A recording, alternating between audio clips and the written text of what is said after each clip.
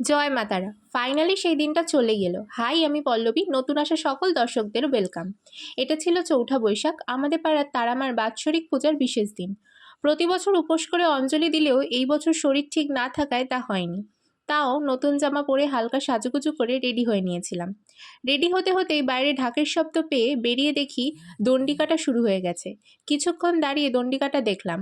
আর এই দেখো, কাকিমা মনকে পুগলুর উপর আবার কখনো মেঘা কাকিমার উপর শুইয়ে দিচ্ছে। যারা দণ্ডি কাটে তাদের উপর এভাবে বাচ্চাদের শুইয়ে দেওয়ার নিয়ম আছে।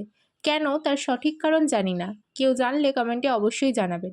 এবছর আমাদের বাড়ির ছোট্ট সদস্য পুপুও ওর মায়ের সাথে দণ্ডি দিয়েছে। দণ্ডিকাটা দেখে সম্পূর্ণ রেডি হয়ে আমরা চলে গিয়েছিলাম মন্দিরে। বাড়ির সবাই যখন অঞ্জলি দিচ্ছিল তখন এই ক্লিপটা নিয়ে রেখেছিলাম।